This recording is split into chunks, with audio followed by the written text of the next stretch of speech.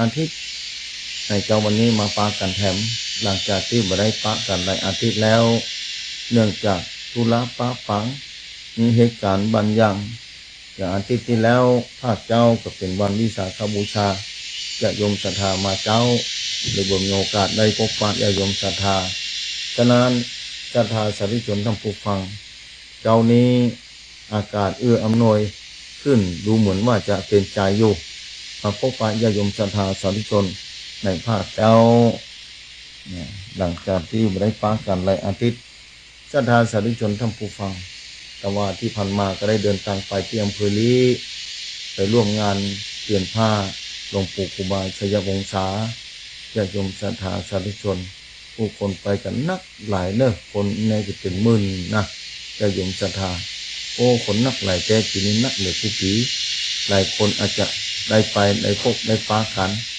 นะหลายคนเอามาได้ปะนะบางคนก็ไปเหมือนกันผู้คนไปนักหลวงปู่ได้มรณภาพไปหลาย10 ปีแล้วครับฉะนั้นเนี่ยความดีศรัทธาสาธุชนทั้งผู้ฟังความดีที่ทุกคนทำนั้นบ่สูญหายไปไหนความดีต่างๆที่ทำไว้ไม่ได้สูญหายไปไหนมันจะบันทึกไปก็ได้ในชีวิตเฮานี้เป็นของน้อยทุกชราเรียกความตายลุกลานเฮาอยู่เงียบๆตลอดเวลา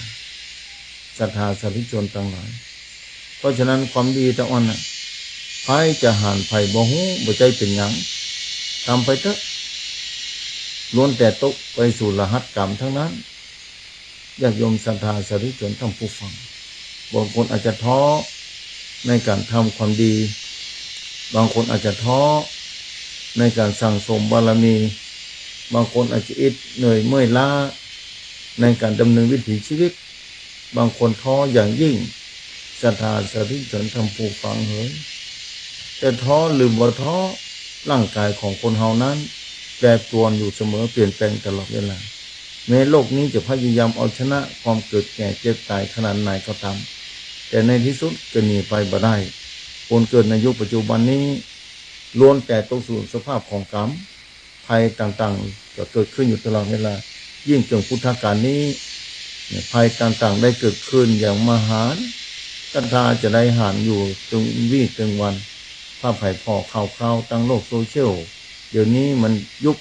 เจริญรุ่งเรืองนักเหตุการณ์อยู่ที่ไหนก็ตามศรัทธาสามารถส่องหูเล็งหานไปได้หมดเพราะความเจริญรุ่งเรืองของเทคโนโลยีที่มาจากมนุษย์ที่พัฒนาขึ้นมาในแต่ละสมัยศรัทธาสาธุชนทั้งผู้ฟังทั้งหลายฉะนั้นญาติโยมศรัทธาสาธุชนทั้งหลายบางคนอาจจะท้อเรื่องทำความดีบางคนอาจจะท้อต่อชีวิตอยู่ไปยิ่งหยางแบบนั้นเพราะฉะนั้นอย่าทำอยู่ไปเพื่อทำความดีวันนั้นนิยมทำก็แม่ข้าเจ้าก็บอกไว้แล้วบอกว่าเพิ่นกึศจะทำร้ายต่อกันบอกว่าบ่ต้องทำร้ายเพราะลมหายใจเป็นเครื่องหมายของความดีบอกทางสถานีวิทยุตลอดเวลาอยู่แล้วเจ้านี้ถ้าฟังวิทยุทางสถานีก็กำหนดกฎเกณฑ์ดูพอที่ลมหายใจก็ได้บางคนอาจจะลุกขึ้นบ่ได้แล้วเพราะชราภาพมากแล้วแต่บ่ได้เป็นหยังศรัทธากำหนดลงไปที่หูได้ฟังเสียงธรรมะที่ครูบาอาจารย์แต่ละตนแต่ละองค์ออกมาก็ได้บางคนอาจจะกำหนดพอลมหายใจเข้าออกกำกับนึกถึงองค์พระสัมมาสัมพุทธเจ้าว่าพระองค์นี้กว่าจะตรัสรู้เป็นพระสัมมาสัมพุทธเจ้าบ่ใช่ของธรรมดาสร้างบารมีมายาวไกลผ่านห้อนผ่านหนาวผ่านอุปสรรคต่างๆนานาจนได้ตรัสรู้ความจริงของสรรพสิ่งในโลกนี้นึกถึงคุณพระพุทธเจ้ากำหนดลมหายใจเข้าออกอีกก็ได้เนื่องสถานนี้คือความดีทั้งนั้นความดีบ่ใช่ทำยากความดีถ้าเข้าใจแล้วทำง่ายญาติโยมศรัทธาสาธุชนทั้งผู้ฟังเพราะฉะนั้นจะไปท้อตามชีวิตอยู่จนลมหายใจสุดท้ายนั่นดีที่สุดศรัทธาอย่างตะวันเหมือนกันโอ้ผู้คนไปกันนักไปกันหลายไปตีพุทธบาทห้วยต้มมีหลวงปู่ครูบาเจ้าชัยวงศาลูกศิษย์ของครูบาเจ้าศรีวิจัยญาติโยมศรัทธาสาธุชนทั้งผู้ฟังท่านสร้างบารมีมายาวนานยาวไกลสร้างขึ้นเขาลงห้วยไปกุฏิทุดงไปที่หันที่นี่ญาติโยมศรัทธาเพราะฉะนั้นญาติโยมศรัทธาเอ๋ยนี่แหละความดีเนี่ยยังปรากฏ ความดีปรากฏไม่ว่าสถานการณ์ต่างๆกระทบกระเทือนต่อพระพุทธศาสนาพุทธเฮาก็มีภัยหลายประการสถาถึงวันนี้ถ้าไผฮู้ไผเข้าใจย่อมเข้าใจดีในตอนนี้ภัยธรรมชาติภัยจากมนุษย์ภัยหลายอย่างเพราะฉะนั้นแต่ธรรมะที่พระพุทธเจ้าตรัสรู้นั้นบ่มีภัยทำลายได้ธรรมะของพระพุทธเจ้าบ่มีภัยทำลายได้ศรัทธาธรรมะพระพุทธเจ้าบ่มีภัยทำลายได้ความจริงคือความจริงความจริงคือความจริงวันยังค่ำบ่มีภัยทำลายหลักธรรมของพระพุทธเจ้าได้มีคนเฮาต้องอ่อนที่จะปฏิบัติตัวบ่ได้อย่าโยมศรัทธาสาธุชนท่านผู้ฟังความจริงที่พระพุทธเจ้าตรัสรู้นั้นเป็นอมตะยากแก่การจะทำลายได้อยู่ที่จิตใจเฮาเนี่ยศึกษาค้นคว้าในหลักธรรมองค์พระสัมมาสัมพุทธเจ้าถ้าไปเข้าใจหู้แล้วยากแก่การจะทำลายได้อย่างคนเฮาที่กินข้าวกินน้ำถึงวันนี้คนที่กินข้าวไปแล้วเข้าไปในตองเสียแล้วใครจะเอากลับคืนมาได้เล่า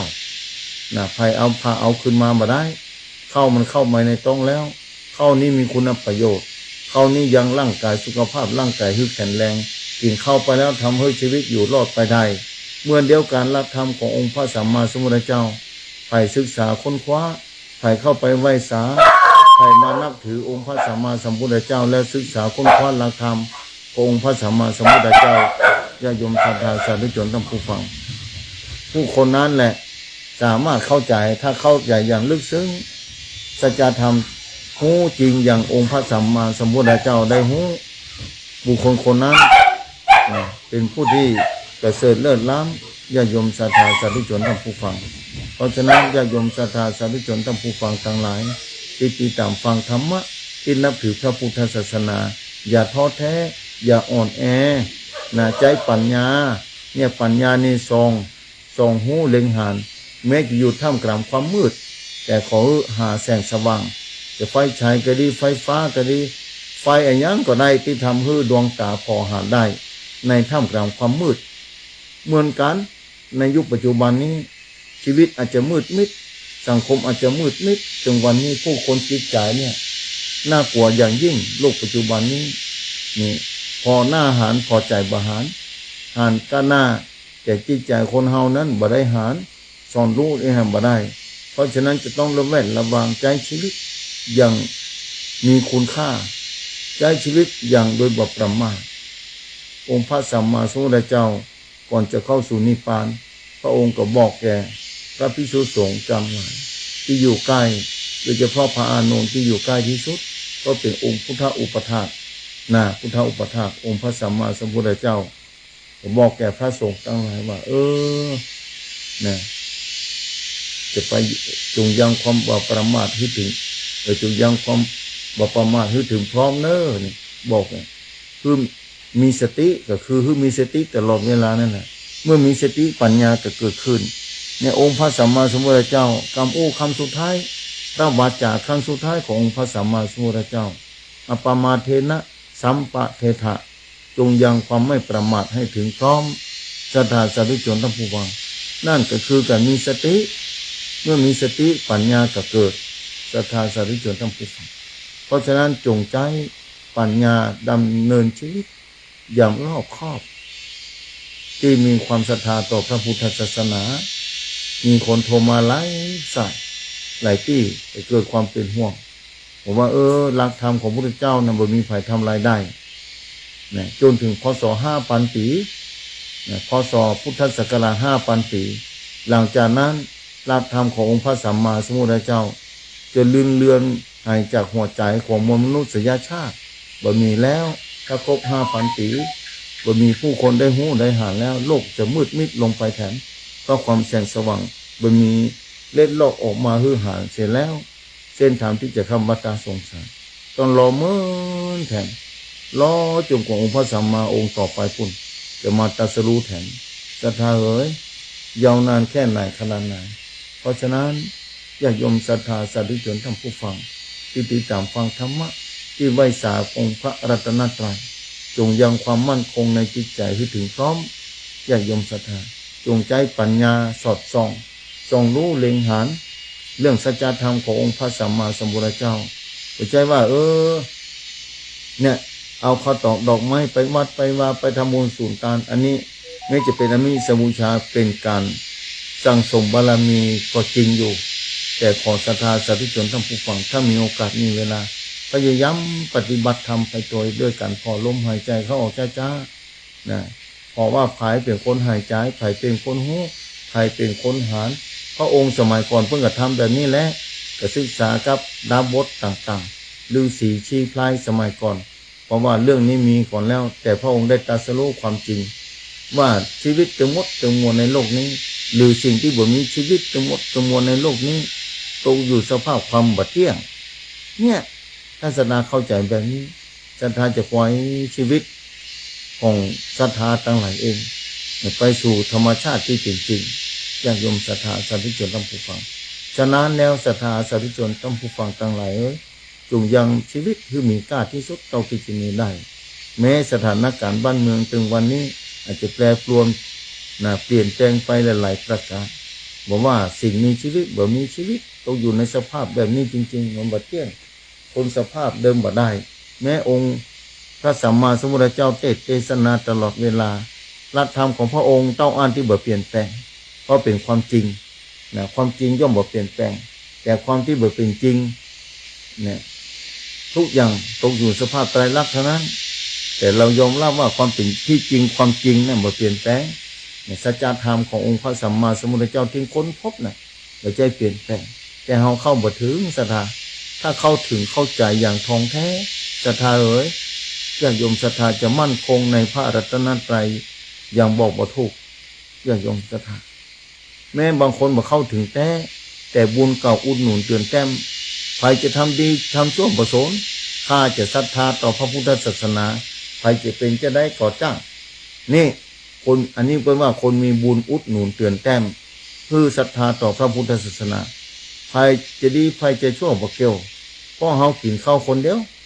ตู้เจ้าจะดีกะศรัทธาจะดีกะก็สุดแท้แต่ปัจจตังรู้ได้เฉพาะตนเพราะเฮากินข้าวเฮาฮู้คนเดียวว่าข้าวนี่มันแม่นก็บ่แม่นทำให้ร่างกายเนี่ยถึงจะได้ฟ้องหายความหิวก็นี่อันนี้แหละสัจธรรมขององค์พระสัมมาสัมพุทธเจ้าว่าเป็นจริงคนกินข้าวย่อมอิ่มแล้วความหิวก็หายไปความทุกข์ในโลกนี้เหมือนกันที่ขึ้นกระทบกระเทือนต่อจิตใจของมวลมนุษย์ทุกคนในโลกนี้ก็มาจากตาหูจมูกลิ้นกายใจมันเข้ามาศรัทธามันห้ามบ่ได้ห้ามบ่อยู่เมื่อเฮาห้ามบ่ได้ห้ามบ่อยู่จะเนี่ยอย่างไรศรัทธาวันนั้นศรัทธาถามมาบอกว่าเมื่อเฮาห้ามบ่ได้ห้ามบ่อยู่ก็เพียงแต่เฮาหูไว้หูไว้ก็จะไปเอามาเก็บไว้หูไว้แล้วก็ปล่อยเสียหูแล้วก็ปล่อยเสียแบบนี้เฮาก็จะอยู่ได้ญาติโยมศรัทธาอย่างศรัทธามีครอบครัวเหมือนกันบางคนก็ผัวเป็นอย่างเมียเป็นอย่างลูกเป็นอย่างนึ่งนี่ลูกเป็นอย่างผัวเป็นอย่างตุกใจนอนเอามือไก่หน้าผากศรัทธามาอู้หูฟังผมว่าโยมอย่าตุกใจอย่าตุกใจอย่าไปเอาเมียมาแบกไว้จะไปเอาผัวมาแบกไว้จะไปเอาลูกมาแบกไว้เอาไปไหนก็ไปคนเดียวนั่นแหละเนี่ยไปไหนท่าน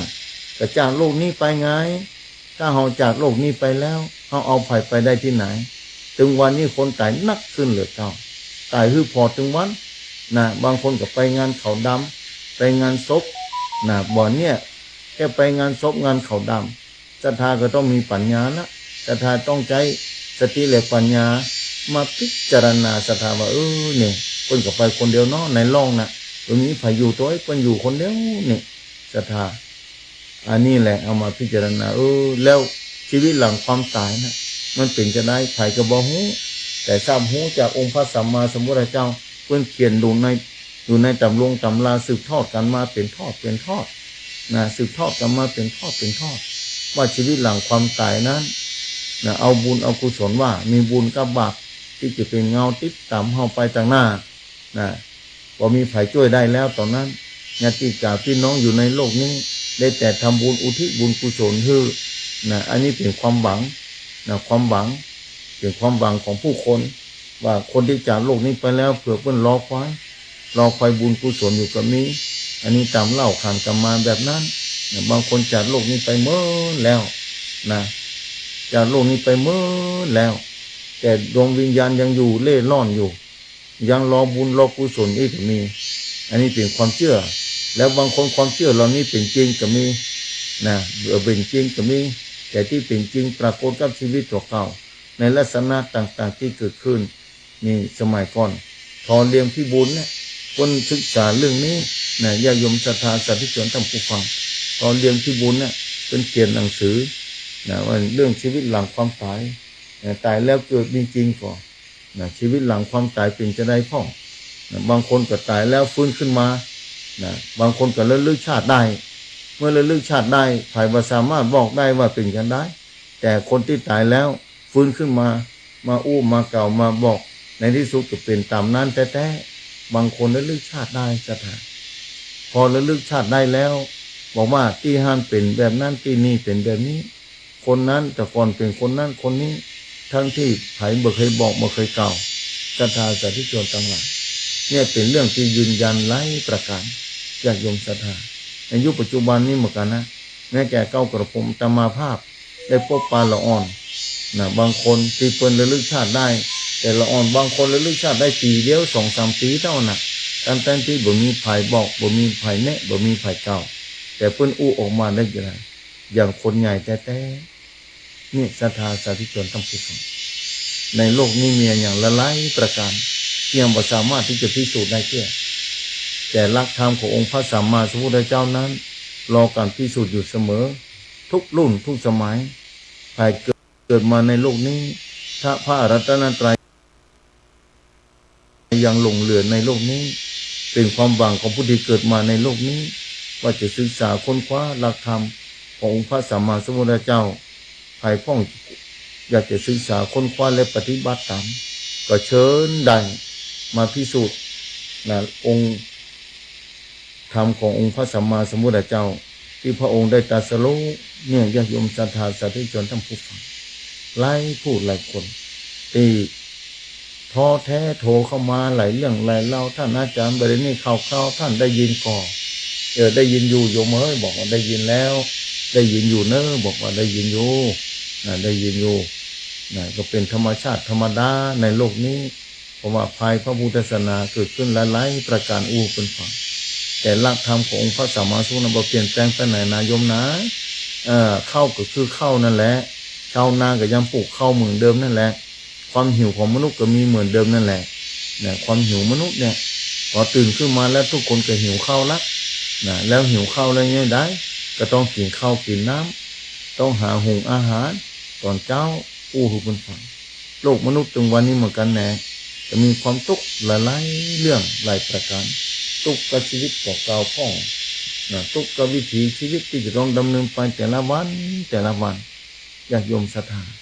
นี่แหละแต่ละวันนี่แหละศรัทธาแต่ละวันนี่แหละเราก็ต้องเข้าใจดำเนินอย่างถูกต้อง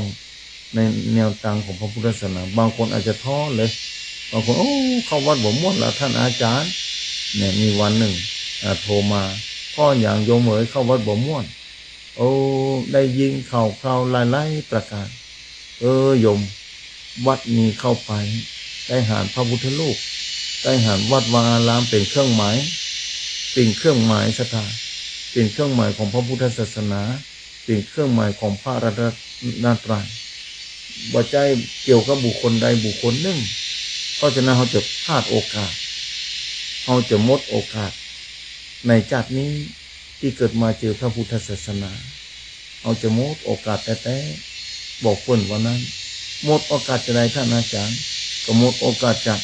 ได้พบพระพุทธศาสนาถ้าคนเข้าไปบดีเราท่านอาจารย์คนเข้าไปบดีก็คนโลดที่บดีพระพุทธศาสนาบดีที่ไหนบดีตรงไหนวันนั้นพระพุทธศาสนาบดีตรงไหนบอกอาตมามากรรมหนึ่งอธิบายให้อาตมากรรมหนึ่งบอกพระพุทธศาสนาบดีที่ไหนพระรัตนตรัยบดีที่ไหนพระพุทธพระธรรมพระสงฆ์บดีที่ไหนพระสงฆ์เพิ่นก็ดีอยู่แล้วแต่คนต่างหากที่เข้าไปบวชคนต่างหากได้ห่มหุงกาผ้ากาสวพัดเพิ่นทำบ่ได้เพิ่นปฏิบัติบ่ถึงแต่หลักธรรมที่พระสงฆ์ที่ถึงปะเลอะปะเต๋อพระสงฆ์ที่ปฏิบัติแล้วข้ามวัฏฏะสงสารไปแล้วตั้งแต่สมัยพุทธกาลจนถึงปัจจุบันนี้พระสงฆ์ที่ปฏิบัติธรรมได้แล้วเพิ่นบอก หวั่นไหวเปิ้นบ่ไขว้ขวยเปิ้นก็ไปของเปิ้นเรื่อยๆละจนถึงคำวัฏสงสารได้เนี่ยศรัทธาเอ๋ยเอาจะพลาดโอกาสก็ดวงตาของเฮานั้นไปหาแต่สิ่งที่บ่ถูกใจบ่ถูกนิจจิตใจขึ้นมาจะทำให้จิตใจนั้นลำบากลำบนแท้ๆจากโยมศรัทธาสาธุชนทั้งผู้ฟังเพราะฉะนั้นยุคปัจจุบันนี้เป็นยุคที่ศรัทธาต้องสั่งสมบารมีต้องอดทนตั้งตาหูจมูกลิ้นกายใจมาอ่านแล้วศรัทธาจะพลาดจากพระรัตนตรัยเป็นอย่างยิ่งน่าเสียดายที่ได้เกิดมาจัดหนึ่งเจอพระพุทธศาสนาแม้ศรัทธาอาจจะไม่ได้กินมะเป้าแก่นั้นศรัทธาอาจจะนึกว่าโอ้มะเป้านี่ดังในบ่มีอะไรยังนั่นแต่บางคนที่มีบุญวาสนาก็จะถือไว้อันนั้นจานนี้บ่มีมีดบ่มีมุ้ยก็สามารถจะแก้เปลือกมะเป้าออกได้มะเป้านี่ถ้าจะบ่ใช่มะเป้าอาจจะบ่มีแต่คนมีบุญวาสนาเชื่อว่ามะเป้ามีจริงมะเป้านี่ของแท้แต่เมื่อเฮาบ่มีโอกาสพาเอามากินเตื้อก็ถือไว้ก่อนกำไว้ก่อนส่งเข้าไปให้ลูกให้หลานเผื่อวันหน้าลูกหลานเพิ่นจะมีปัญญาเพิ่นสามารถจะแกะมะเป้านี้ออกมากินตั้งในได้จะกินกะทิต้องการกะทิก็จะโป๊ะมะเป้าออกมาคั่นกะทิเอาออกมากินได้ศรัทธาสาธุชนทั้งผู้ฟังถึงวันนี้เหมือนกันอายตนะต่างๆมันฮ้อนศรัทธาอายตนะต่างๆเนี่ยตาหูจมูกลิ้นกายใจเนี่ยมันฮ้อนถ้าปัญญาบ่เพียงพอนี่น่าเห็นหันใจศรัทธาที่โทรเข้ามาหลายที่หลายครั้งหลายเรื่องหลายเล่านะศรัทธานะโทรเข้ามาหาเรื่องนั้นเรื่องนี้มาปรึกษาต้องอดทนศรัทธาขอให้ได้ไหวองค์พระสัมมาสัมพุทธเจ้าพระธรรมพระสงฆ์เอาก็น้อมนึกถึงตั้งแต่สมัยพุทธกาลแต่พระอัญญาโกฏัญญะนะลงมาพระอริยเจ้าสมัยพุทธกาลจูจอดรอดถึงปัจจุบันนี้นะไม่ใช่ว่าพระสงฆ์บดีหมดไม่ใช่ที่ดีก็ยังมีหลงเหลืออยู่ก็เลอะก็เตอะเอาซ่อมบอกพระเพิ่นลงคือเฮาได้หู้ได้หันเฉพาะอธิบดีเพิ่นบ่ลงคือพอแล้วของดีไผจะไปฮือหารศรัทธาเนี่ยบางคนก็มีของดีเอาไว้บนบ้านบนไหนมากล้าจกออกมาฮือไผพ่อนี่ซ่อนไว้อยู่หั่นนะเหมือนเดียวกันศรัทธาพระพุทธศาสนานี้อันที่ดีๆเพิ่นบ่ได้ฮือหารแล้วศรัทธาต้องค้นคว้าเอาคนเดียวศรัทธาสาธุชนท่านผู้ฟังที่บ่ดีเพิ่นโฆษณาทั่วไปนั่นแหละบ่ใจต่างกันศรัทธาเนี่ยเพิ่นก็ต้องการโฆษณาได้ขายนั่นแหละญาติโยมศรัทธานะตั้งจิตมีสติมีปัญญาควบคุมการใช้ชีวิตในปัจจุบันนี้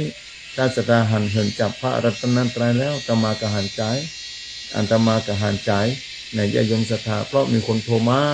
นะที่เอามาอู้มาจากญาติโยมศรัทธาเจ้าวันนี้ด้วยความเป็นห่วงนะหลวงพ่อครูบาเจ้าศรีวิจัยเปิ้นมรณภาพไปเมื่อนานแล้วหมู่เฮาเจ้าเขาตั้งหลายยังไม่ได้เกิดเตื้อแต่คุณงามความดีของเปิ้นยังหลงเหลืออยู่ในโลกนี้นะคนยังไม่สาหุบเปิ้นก็มาหล่อมาเหรียญมาแขวนเปิ้นก็ยังไว้ยังฉายังศรัทธา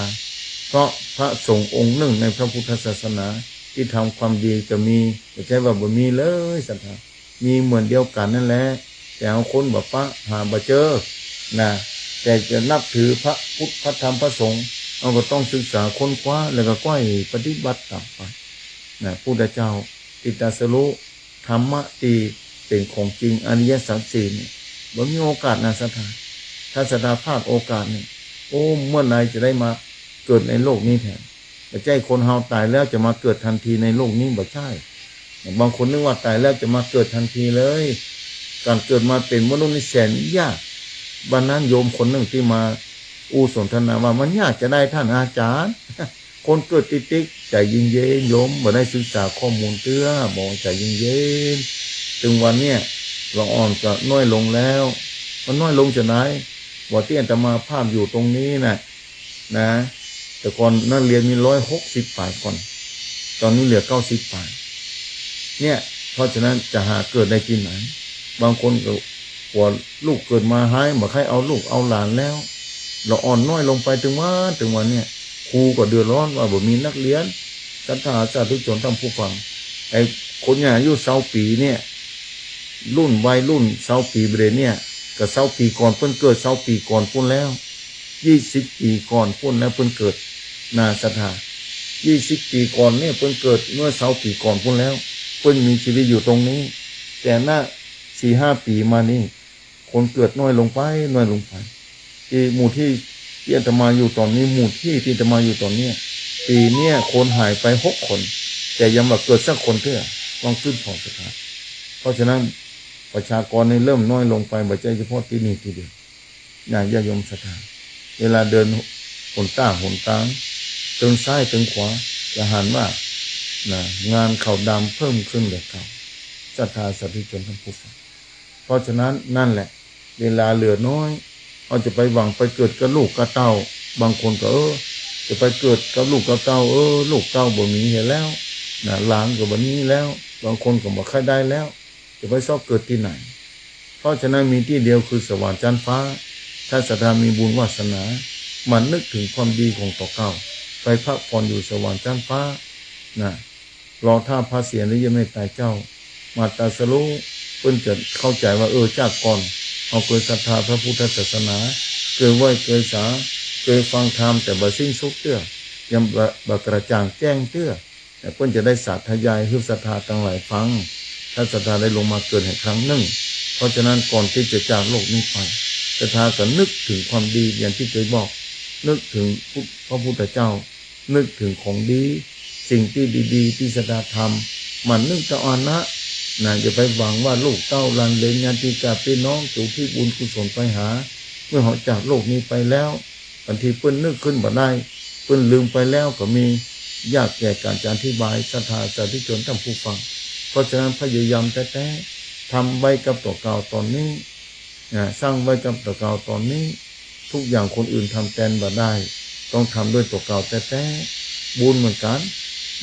ความดีความชั่วตัวเก่านั่นแหละเป็นผู้ทำกินข้าวกินน้ำตัวเก่าเราก็ต้องกินใครจะกินแทนกันได้ศรัทธาตกภัยไข้เจ็บเพราะกรรมเก่า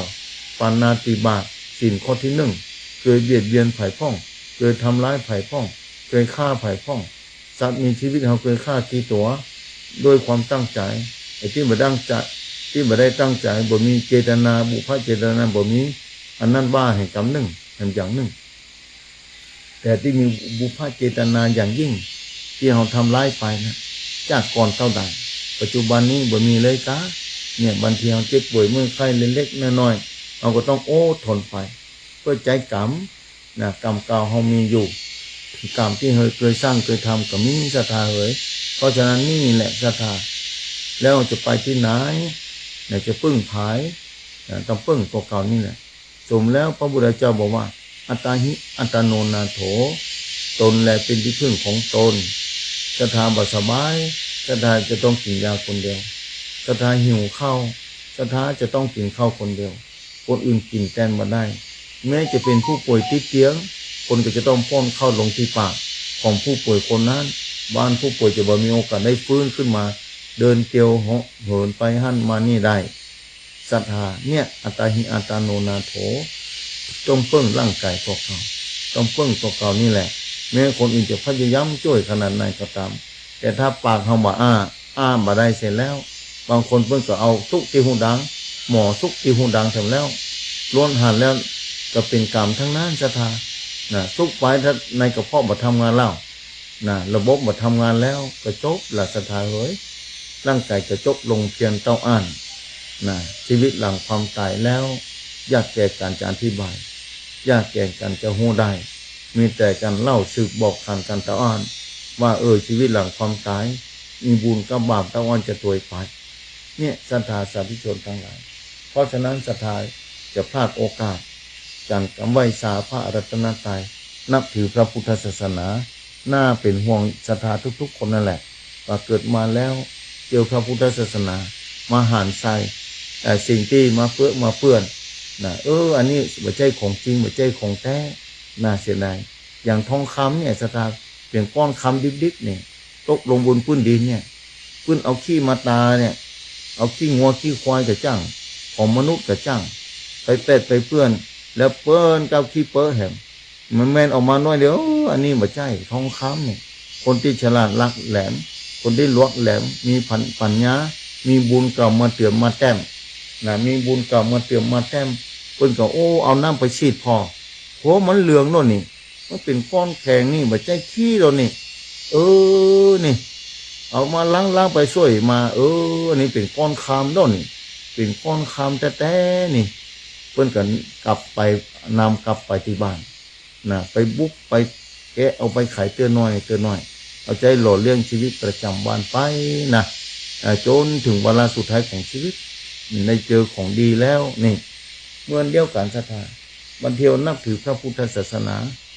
ปะใส่เรื่องนั้นปะใส่เรื่องนี้มากระทบจิตใจเฮาที่จริงพระพุทธศาสนามันได้ขึ้นอยู่กับบุคคลนะเป็นสัจธรรมความเป็นจริงที่เกิดขึ้นนะไม่ใช่พระสงฆ์องค์เจ้าลงมาบวชแล้วศาสนาพุทธอยู่ที่ตุเจ้าเนออยู่ที่พุทธบริษัททั้งสี่พุ่นจะอยู่ที่ตุเจ้าตนเดียวนะอยู่ที่พุทธทั้งสี่คนที่หูธรรมนั่นแหละมันจะต้องไปถามเปิ้นไปหูเปิ้นจะได้บอกเก่าเฮาศรัทธาสาธุชนทั้งผู้ฟังเปิ้นจะบอกเก่าถ้าปฏิบัติตามอาจจะได้ตามที่เปิ้นออกแต่คนที่บอกเฮานั้นบางทีเปิ้นบ่ได้ก็มีสมัยพุทธกาลก็มีศรัทธาสมัยพระพุทธเจ้ายังตนยังองค์นาศรัทธามีพระสงฆ์รูปหนึ่งเนี่ยเปิ้นแสดงทำให้ลูกศิษย์ลูกหาเปิ้นเป็นพระอรหันต์โมศรัทธาแต่ตัวเก่ายังบ่ได้เป็นพระอรหันต์เตื้อนะใครเป็นพระอรหันต์ก็บ่ได้เป็นสักเตื้อนี่ลองคิดพอศรัทธาเนี่ยเปิ้นบอกคือคนอื่นนะลูกศิษย์ลูกหาเป็นโมดเน้นก็ยังเป็นพระอริยเจ้าไปแล้วลูกศิษย์ของเปิ้น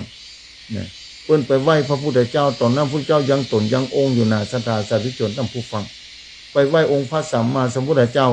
พระเจ้าบอกนี่นี่ใบลานเปล่านะนี่ใบลานเปล่าพระใบลานเปล่านี่นะครับพิละใบลานเปล่านี่นี่อันเนี้ยเป็นว่าปริยัตินะความรู้ในกระดาษความรู้ในใบลานความรู้นี่บอกคือกันได้คนอื่นรู้แล้วเพิ่นก็นำไปใจเพิ่นก็ได้โคนออกมาแต่คนที่บอกเพียงแต่บอกตะวันน่ะแต่เพิ่นบ่ได้ใจเพิ่นรู้อย่างคนที่รู้ธรรมะกับคนที่มีธรรมะอย่างที่อาตมาเคยบอกว่าคนมีธรรมะกับคนบ่มีธรรมะมันต่างกันอย่างไรนะคนมีธรรมะมีปัญหาอย่างเกิดขึ้นเพิ่นสามารถปล่อยวางได้แล้วอย่างคนที่ยกหินขึ้นมานักเมื่อยมือเนอะนี่เพิ่นก็ปล่อยลงไปเหี้ยพอมีสติมีปัญญาเกิดขึ้นนี่คนที่บ่ฮู้ก็กำอยู่หั่นน่ะเมื่อยมือนะปล่อยก็บ่ปล่อยจะได้นี่วางลงเฮก็วางลงจะได้เนี่ยศรัทธาสาธุชนทั้งผู้ฟังเนี่ยวางลงจะได้อันนี้เป็นของเฮาดอกนี่เมื่อว่าของเฮาก็ต้องแบกต้องยกอยู่แบบนั้นแล้วสาธุชนทั้งผู้ฟังนี่แหละศรัทธาสาธุชนทั้งหลายบอกแล้วว่าคนที่บอกนั้นเพิ่นมีหน้าที่บอกอย่างอาตมาอู้มาจานี่แหละผู้คนผู้ตนผู้องค์นั่นแหละเพิ่นก็มาอู้มาจาทางสถานีวิทยุนอกสถานีบนธรรมะพระสงฆ์องค์เจ้าต่างๆเพิ่นก็เทศอู้สถาฟังสถามาวิเคราะห์อย่างตะแกรงเนี่ยเครื่องร้อนเพิ่นว่าตะแกรงหืนไซนะคือละเอียดที่สุดต้องที่จะละเอียดได้นะอันนั้นน่ะศรัทธาสาธุชนศรัทธาจะได้สิ่งที่ละเอียดที่สุดจิตใจของมนุษย์เหมือนกันเอาใจหูเนี่ยฟังคนอู้คนจ๋าฟังพระสงฆ์องค์เจ้าเทศนาเอากระต่างกรองก้อนไก่เป็นว่าเอาสิ่งที่เป็นประโยชน์จะนะแม่น้ำหนึ่งสายไหลลงมานี่ไม่ใช่จะดีหมดต้องตกตะกอนก่อนถ้าแม่น้ำมันขุ่นประเดี๋ยวนี้หน้าฝนเนาะน้ำบันไม่ใส่เกือบทุกสายในภาคเหนือนี้น้ำขุ่นหมดน้ำนองพอฝนตกนี่เอาหิวน้ำแต่เนื้อนี่หิวน้ำแต่นะเนี่ยอย่างใดน้ำมันขุ่นวิธีการจะเนี่ยอย่างไรก็ต้องไปถามผู้รู้ล่ะลุงนี่ป้าแม่เฮ้ยหิวน้ำนะประเด็นน้ำมันขุ่นหมดเนี่ยไหนเนี่ยถ้าไม่ได้กินน้ำอิดนั่นเนี่ยแล้วก็ไปตักออกมากับมันขุ่นไปตักออกมาก่อนมาละไว้หันก่อนกาละไว้คือมันตกตะกอนก่อนนี่เปิ้นมีปัญญานะละไว้หันก่อนพอดีๆใจเย็นๆก่อนกาคือมันตกตะกอนก่อนมันตกตะกอนแล้วพอตำบลมันตำพื้นน่ะมันขุ่นมันตกตะกอนหมดแล้วก็กินกานี่ศรัทธาสาธุชนทั้งผู้ฟังเนี่ยคนมีปัญญาเนาะคนมีความรู้ความเข้าใจเพิ่นผ่านประสบการณ์มาอันยาวนานนี่เพิ่นก็ตักเอามา มาวางไว้เก็บไว้อดถ้ามันตายก่อนจะมันถ้าไม่ได้กินน้ำแต่ถ้าว่าน้ำตกตะกอนจนชีวิตมีอยู่ก็เอาไปกินต่อชีวิตไปได้วันหนึ่งก็ยังดีญาติโยมศรัทธาสาธุชนทั้งผู้ฟังนี่อัตตาหิอัตตาโนนาโถอย่างว่าแต่ที่นี่ญาติโยมศรัทธาสาธุชนทั้งผู้ฟังใจชีวิตคือคุ้มค่าที่สุดก่อนที่จะจากโลกนี้ไปใจชีวิตคือคุ้มค่าที่สุดที่ได้พบปะพระพุทธศาสนาพบปะพระรัตนตรัยเพราะฉะนั้นคือศึกษาค้นคว้ากลไกเอาสิ่งที่ดีที่สุดเอาที่จะดีได้แต่บางคนถ้ามีบุญมีวาสนา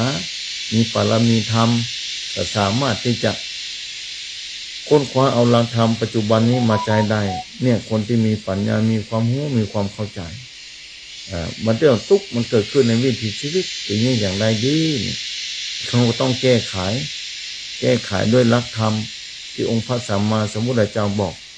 โอ้ทุกเรื่องเมียเรื่องผัวเรื่องลูกเรื่องเพื่อนฝูงเรื่องญาติกาพี่น้องสะพักอย่างถึงวันเนี้ยเดี๋ยวนี้ต้องระแวดระวังนะหันคลิปเพิ่นลงนะเพิ่นเอามาขโมยคนไปขายทั้งหมดพาเอาต้องเอาไส้ทำโมสังโฆมนุษย์ถึงปันนี้ธรรมชาติจะบรรลงโทษจะได้สักทีเอายับละอ่อนวะบอกว่าภัยขาดสติบันตี้หันเปิ้นลงข่าวหน้าต้องเนี่ยโดนผ่าไปเสร็จแล้วเปิ้นเอาควนนายเพิ่นว่าควนนายคนนี้แป้งเดี๋ยวควนนายสาดก่อนว่าอันอย่างจะปั่นน่านสักทีจังมางัวควายเนี่ยเปิ้นกินแม่นเปิ้นขายเป็นกิโลสัตว์น้อยสัตว์ใหญ่ที่เพิ่นกินน่ะแต่มนุษย์นี่ไม่ใช่ขนาดนั้นนะราคาหลายล้านโอ้มันแพงกว่านั้นชีวิตบอกเพิ่นพาเอาไปขายโอ้ชีวิตมนุษย์เนี่ยจิตใจมนุษย์มันเป็นจะได้โหดเหี้ยมถึงขนาดนั้นนั่นถึงวันนี้มันเป็นแบบนั้นศรัทธาเลยต้องขึ้นพอถึงวันนี้แล้วโลกจะอยู่อย่างไรคนขโมยคนกันคนเนี่ยขโมยกันแล้วก็เอาไปขายนึกว่าจะไปจ่ายแรงงานบ่จ่ายพาเอาต้องเอาไส้เอาไปขายหรือผายไปขายหรือคนมีสตางค์เนี่ยจะยมศรัทธากรรมมันจะขนาดไหนเนี่ยภัยธรรมชาติเลยเกิดขึ้นนะมนุษย์มีจิตใจโหดเหี้ยมในยุคปัจจุบันนี้ทุกคนจะต้องอดทนนะใจปัญญาเนอะศรัทธานะเอาชีวิตรอดให้ได้ในชาตินี้ให้ได้ไปสู่ถึงจุดหมายไปทางที่องค์พระสัมมาสัมพุทธเจ้าตรัสรู้ญาติโยมศรัทธาสาธุชนทั้งผู้ฟังเนี่ยเอาเกิดมาเจอพระพุทธศาสนาเจอพระรัตนตรัยศรัทธานี่ลบหลีกนะลบหลีกอันนี้ลบหลีกสิ่งที่บดีลบหลีกสิ่งที่มันบ่ถูกต้องเนี่ยชีวิตของเฮาแต่ละคนนั่นแหละคนเดียวเนี่ยของเก่านี่แหละลบดีคือได้ที่สุดเท่าที่จะหลีกได้นะหาสิ่งที่ดีที่สุดเท่าที่จะเข้ามาได้มาเก็บไว้กับตัวเก่าสิ่งที่ดีที่สุดอาจจะบ่มีน้ำหนักแต่อันนั้นมีหลักการนักที่สุดญาติโยมศรัทธาสาธุชนทั้งผู้ฟังเพราะฉะนั้นพยายามเนอะญาติโยมศรัทธาพยายามแต่พยายามถึงที่สุดนั่นแหละนะชีวิตของคนเราพยายามค้นคว้าเอาสิ่งที่ว่าบ่มีน้ำหนักแต่ว่ามีค่าที่สุดยิ่งกว่าทองคำในโลกนี้จำนวนญาติโยมก็ค้นคว้าเอาสิ่งที่เบาที่สุดบ่มีน้ำหนักนะแต่มีราคาแพงที่สุดยิ่งกว่าทองคำทั้งหมดในโลกนี้พยายามหาแต่เนี่ยองค์พระสัมมาสัมพุทธเจ้าค้นพบสิ่งเหล่านี้สิ่งที่บ่มีน้ำหนักแต่แพงที่สุดในโลกนี้ญาติโยมศรัทธาเฮ้ยถ้าศรัทธาค้นปาแล้วใจศรัทธาจะบ่หนักใจศรัทธาจะเบานะเบาที่สุดนะเมื่อใจเบาแล้วอันอย่างจะเกิดขึ้นศรัทธาถ้าไม่ใช่ความทุกข์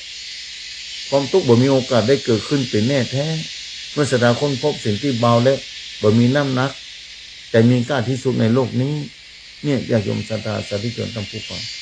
เมื่อศรัทธาค้นพบสิ่งที่บ่มีน้ำหนักแต่มีค่าที่สุดนะอันนั้นแหละศรัทธาจะเบาจะพบกับความเบาเมื่อความเบาเกิดขึ้นความหนักจะหายไปนั่นคือความเบาใจเมื่อความเบาใจความหนักใจจะหมดลงไปเมื่อความทุกข์ใจเกิดขึ้นความหนักใจก็เข้ามาแทนที่ เนี่ยถึงวันยุคปัจจุบันนี้บ่หินจะฟูบ่น้ำจะจมบ่หินมันนักมันฟูมันเบาจะได้น่าขึ้นพอจะได้เนี่ยสิ่งที่บดีมันจะลอยเหนือบนผิวน้ำนั่นคือความบดีของมนุษย์คนเฮานี่แหละนะคนบดีมันจะอยู่เหนือโลกทำความชั่วก็เป็นยังมีคนทำมาบ่นั้นทำดีได้ดีมีที่ไหนทำชั่วได้ดีมีถมภายศรัทธาเอ้ยน่าสงสารถ้าปัญญาบ่พอความรู้บ่มีอยู่ในที่มืดจะต้องงมสมงมอยู่นั่นแหละงมซ้อมอยู่นั่นแหละศรัทธาเพราะว่าพอบาหารเนาะนะจับใส่ในงูปิดเนี่ยกำใส่ถ่านไฟแดง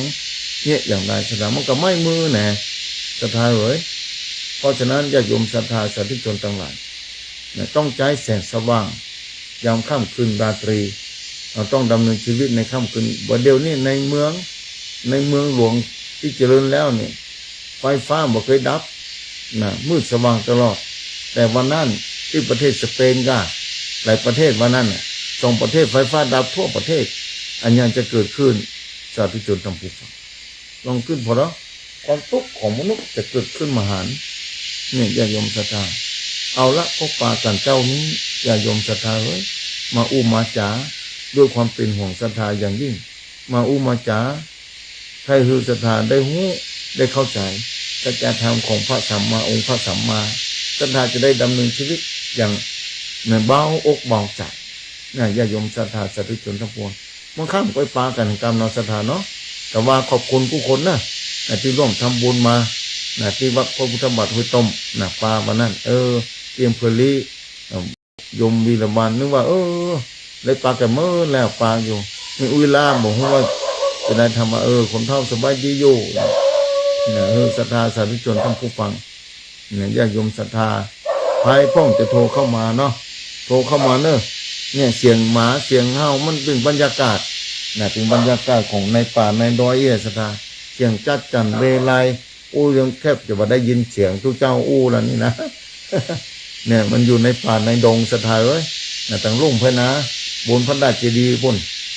พระราชเจดีย์พุ่นมันก็ลุ่งน้อยที่ศรัทธาได้หู้ได้หารได้เคยมาปีหน้าพุ่นศรัทธากฐินน่าจะเป็นวันที่ในกลางเดือนเนี่ยปีนี้อาจจะเจ้าภาพก็จะเลื่อนเป็นกลางเดือนอาจจะเป็นวันที่10ปลาย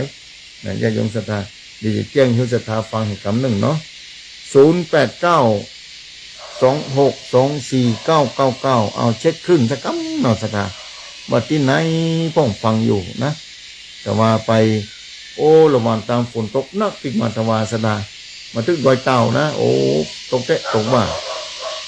ที่งานพ้นบ่มีฝนติมาตวาฝนตกนักเนี่ยศรัทธาฝนตกนักขนาดเอา089262499เนี่ยศรัทธาภัยพ้องจะมามาเอาเจริญปอนไม่แพ้จ้าไม่หลวงกะเสียงน่าจะใช่เสียงนี่ตัวคุณเนาะชัดเจนก่อนสาธุตาขาดเนี่ยมาเฮามาหอนนั่นน้ำใสข้าวดีมีสุขเนอสาธุเอาใส่ต่อไปเจริญพรไปจ้าอันนี้แม่ฟังอยู่เนาะแม่เนาะดิอันนี้วังเหนือลำปางเนาะอันนี้แม่เรืองแสนต่อเนาะอยู่ดีมีสุขเนอชัดเจนดีเนาะฝนตกกันนักเลยจ้าฝนตกแม่ฝนตกนะเอาเจริญปอนหลุดไปแล้วนะแม่เรือนก็หลุดไปแล้ว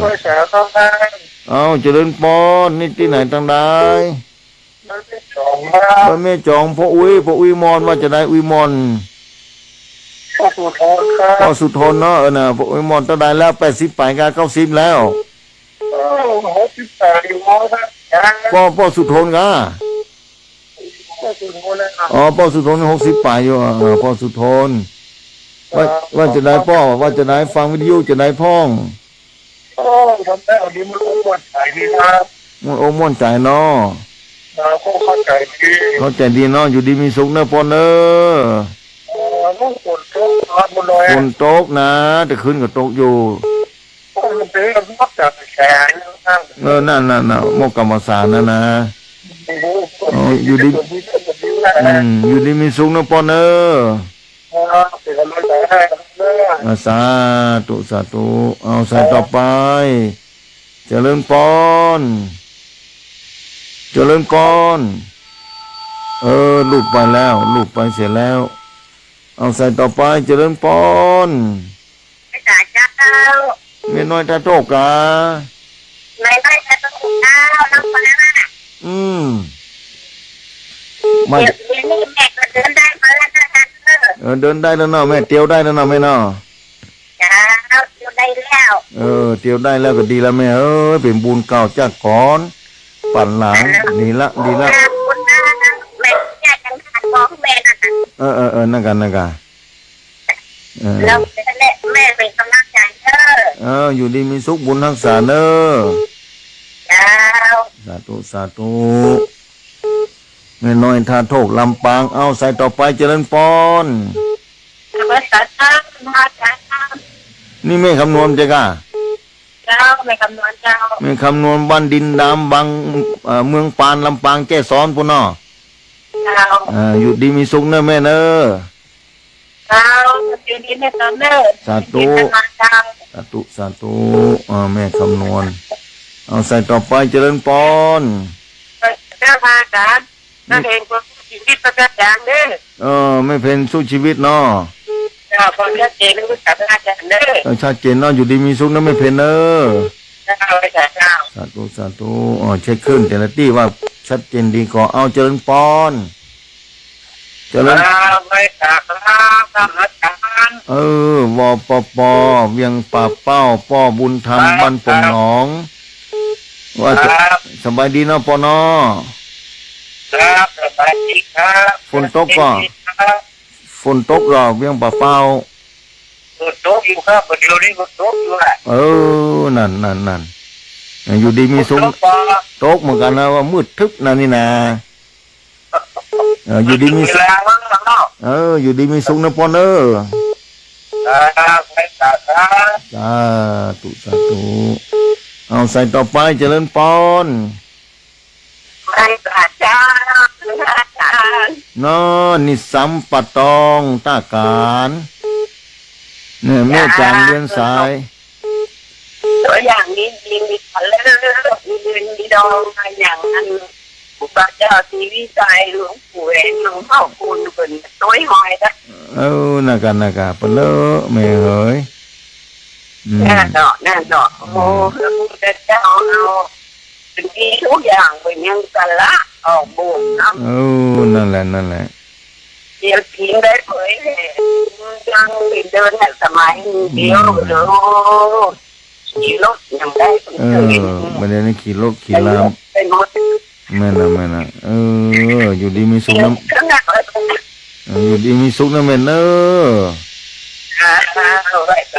ชัดเจนดีเนาะสาธุในจันเรือนสายเอาเจริญพร ร้อยแปดเก้าฟังจาก104ใหม่ชัดเจนดีพ่อผม 104เจนใหม่ชัดเจนดีเนาะแม่อยู่ที่ไหนฟังตังได้ ฟังเป็นข้าวมอชอที่เจ้าสุเทพที่เจ้า โดยสุเทพข้ามมชฟังธรรมะเป็นจะได้พ่องเจ้านี้ โอ้ดีเจ้าเข้าใจดีน้องอายุ72ละที่ชัดเจนที่ท่านว่านะชัดเจนดีเนาะเจ้า104ขอบคุณสถานี104เนอะวัดไฟหินเนอะเจ้าขอบคุณเจ้าวันแขกเจ้าสาธุนี่เลี้ยงใหม่ก็เพิ่นก็ฟังเหมือนกันเนอะขอบคุณเนอะทางสถานีวิทยุ104นะทำพระครูนะวัดไฟหินเนอะเอาเจริญพรเจริญพรจัดที่ไหนก็ที่ไหนก็สีโพธารามสลับปีเนาะอยู่ดีมีสุขเนอะสลับปีฟังอยู่เนอะอยู่ดีมีสุขบุญรักษาเนอะเอาใส่ต่อไป เจริญพร ครับนมัสการครับ ที่ไหนทางใด จังหวัดน่านครับผมฟังชัดเจนดีครับ จังหวัดน่านชัดเจนดีเนาะ ครับผม โอ้นี่ป้อหยางกะ ผมชนะกรครับ เจริญพร กรนำคุณครับผม อนุโมทนาเนอะ ครับผมชัดเจนดีครับ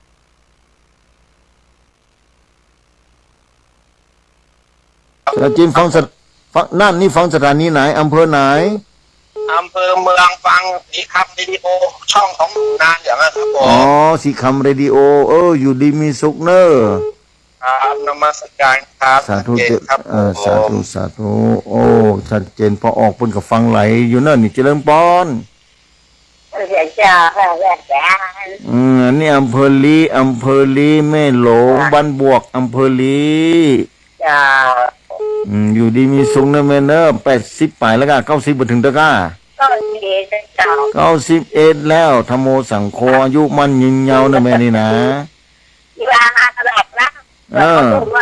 แต่ว่าไปกับแม่ไปวัดพุทธบัตรห้วยต้มนะ ลูกแม่ไปก็ อันกาคนมันนักแม่ คนนักว่า อ่า ทำงานจัดเป็นงานรู้เลยนะ แต่มาอยู่ในงานพิธีพวกนั้นเนาะบุญนัก เพื่อแบบหวานมันจะให้มัน คนมั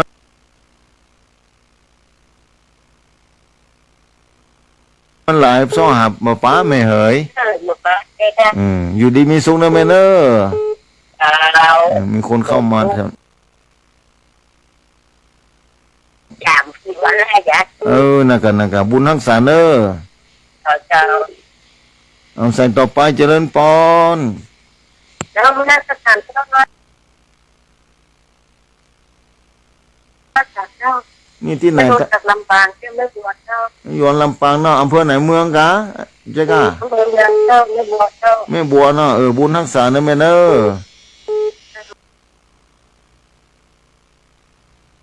อยู่ดีชัดเจนดีเนาะชัดเจนดีเนาะ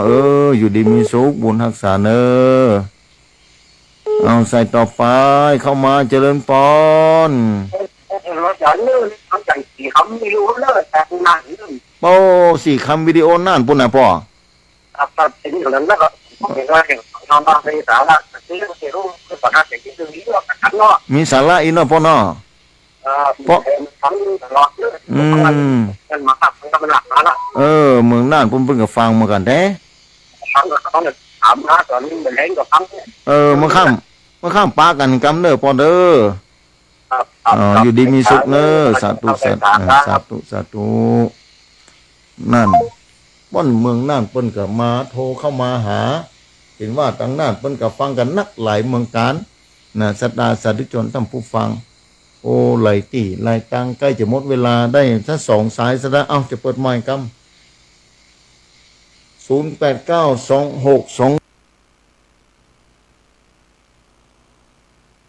4999สถานีเดียวจะต้องทดเวลาคือทางสถานีเนาะ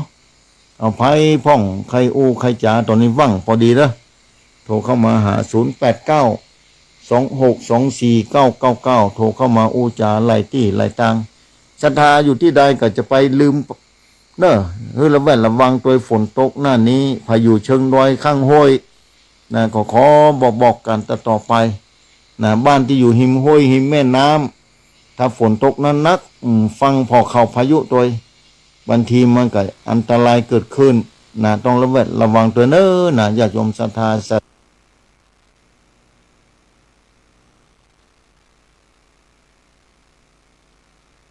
ธุชนต้องผู้ฟังที่ไหนก็ตาม